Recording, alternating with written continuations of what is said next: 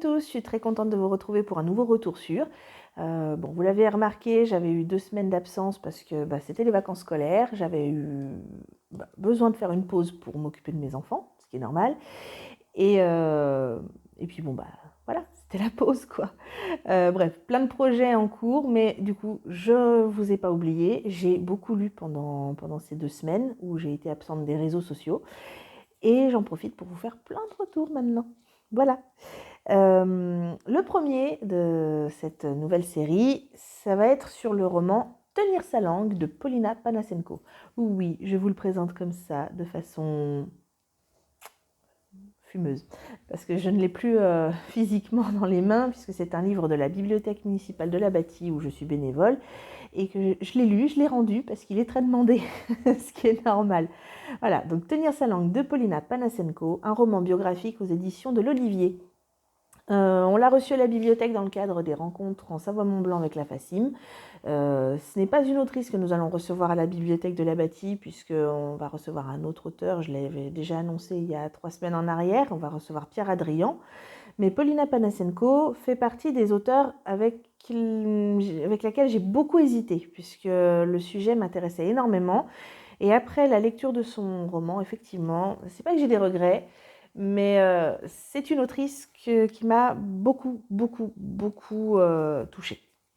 Je vais vous expliquer, mais d'abord, je vais vous parler un petit peu de son roman. Dans ce livre, elle va nous raconter son combat à la fois administratif et puis un combat du cœur aussi, pour retrouver son droit à s'appeler Polina.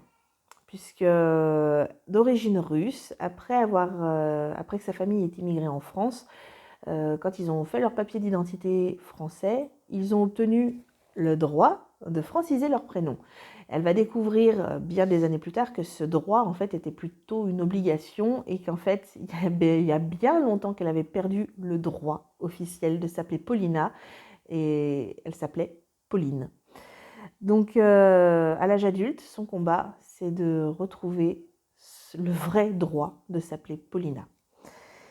C'est l'occasion pour elle, dans ce roman, non seulement de raconter ce combat pour son prénom, pour ses racines, mais également de nous raconter, de nous livrer un peu son histoire et son histoire familiale, ce parcours de l'ex-URSS vers la France.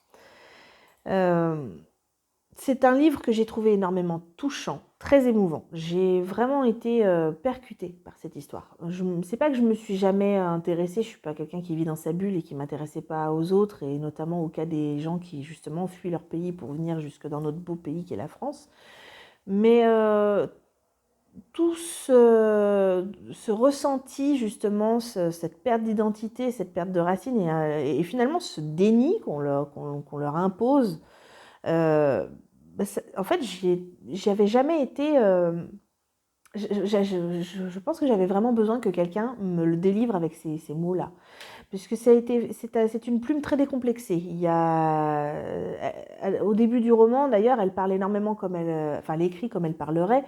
C'est un cri du cœur en fait. Au début, c'est vraiment, on le sent, c'est une libération pour elle. Elle a vraiment ce besoin de se lâcher et de nous livrer son histoire et de crier son amour de son pays, son amour de ses racines, son amour de sa famille en fait. Et ce prénom représente beaucoup plus qu'un prénom finalement et qu'un simple prénom sur un papier, sur une carte d'identité ou un passeport. Donc c'est un hommage vibrant qu'elle rend à sa famille déjà en premier lieu, puisque c'est son histoire familiale qu'elle nous livre. C'est un amour à sa mère patrie, la Russie, puisque au-delà de ça, c'est une histoire familiale et c'est une histoire russe, puisque c'est une famille d'origine russe qui vient vivre en France. C'est une famille qui va vivre l'effondrement de l'URSS. C'est une famille qui va vivre l'arrivée des chars, des tanks dans Moscou, dans ses rues, qui va vivre la peur d'être découvert à moitié français dans les campagnes. Donc vraiment, c'est un très beau témoignage et c'est poignant en fait. Vraiment, enfin moi j'ai été vraiment émue. J'avais vraiment l'impression qu'elle me racontait au creux de l'oreille, qu'elle me chuchotait son histoire et qu'elle qu'elle essayait de me faire comprendre à quel point ça avait été à la fois une libération de pouvoir vivre en France, parce que c'est pas que la France a sauvé sa famille, mais bon, oui, elle pouvait vivre libre de ses opinions, vivre libre de pas mal de points de vue en venant vivre en France. Mais d'un autre côté, elle a été bazardée en France, quoi, elle a juste eu le droit de renier son prénom, de renier ce qu'elle était, de plus avoir le droit de parler russe, de devoir parler français. Et on ne s'imagine pas à quel point, par exemple, là, elle nous raconte ça, elle était toute enfant, elle est rentrée en maternelle en France. Et du coup, imaginez-vous, vous, en tant que Français, devoir aller comme ça à l'âge de 3-4 ans, vous intégrer dans une école maternelle, je sais pas, aller, admettons, en Suède, où c'est pareil, hein, la langue est carrément à l'opposé de ce qu'on peut s'imaginer chez nous en France, hein, parce qu'entre le russe et le français, il y a pas beaucoup de correspondance. Hein. Imaginez-vous, bazardez-vous au fin fond de la Suède à l'âge de 3 ans et devoir vous intégrer en maternelle. Vous ne parlez pas un mot de la langue, vous ne connaissez pas du tout l'histoire du pays, vous ne connaissez pas sa culture, vous ne connaissez pas les gens. Acclimatez-vous, allez-y. Déjà à l'âge de 4 ans, à l'âge de 3 ans, quand vous faites votre entrée en maternelle, c'est déjà pas assez dur. Mais alors là, imaginez-vous que c'est dans un pays étranger où vous ne parlez pas la langue. Et c'est ça qu'elle va nous raconter, en fait, Polina Panasenko. Et franchement, j'ai presque eu envie de pleurer en la lisant, parce que je me suis rappelé à quel point c'était dur pour moi, à l'époque, de m'intégrer déjà à l'école, parce que, voilà, il faut s'y faire, à vivre avec d'autres enfants qu'on ne connaît pas. Je me rappelle l'entrée en maternelle de ma fille, je conçois déjà à l'avance l'entrée en maternelle de mon fils, mais imaginez-vous, quand vous ne parlez pas la langue. C'est juste l'horreur en fait. Elle avait puis du coup le harcèlement, le harcèlement scolaire, être montré du doigt comme ça en permanence. Donc non, ouais, j'ai compris toute la complexité que c'était en fait de fuir son pays et de s'intégrer ailleurs. Donc oui, c'était limite déchirant finalement, cette vision depuis la petite enfance jusqu'à l'adolescence et puis ensuite ce combat à l'âge adulte mené pour retrouver son droit à s'appeler Paulina. Donc voilà, j'ai trouvé ça même... Alors, pour vous dire, ça fait écho un peu à une partie de mon histoire, parce que mes arrière-grands-parents ont fui le fascisme en Italie pour venir en France.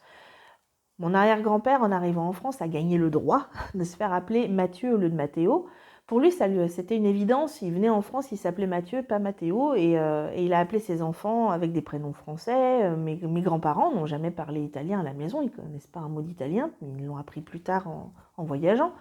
Mais voilà, on n'avait pas le droit de parler italien, on n'avait pas le droit de s'appeler par des prénoms italiens.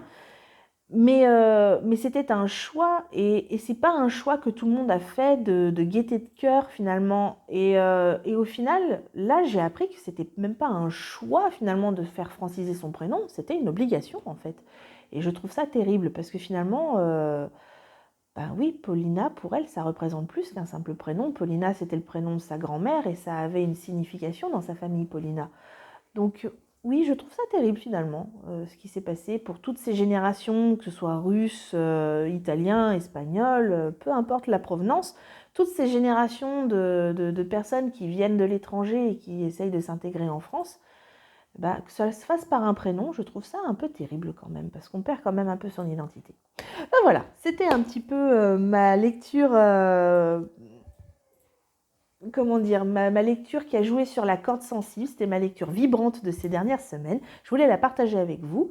Vous dire que Polina Panasenko, si vous êtes en région Rhône-Alpes, profitez-en parce qu'elle fait la tournée un petit peu des salons. Elle va notamment être du côté de Lyon au mois de mars. Moi, je vais essayer d'aller la rencontrer parce que vraiment, j'ai été, vraiment, comme je vous ai dit, touchée, émue par ce roman. N'hésitez pas à la lire, à la suivre, et puis en attendant qu'on se retrouve pour de nouveaux résumés, de nouveaux retours sur, lisez.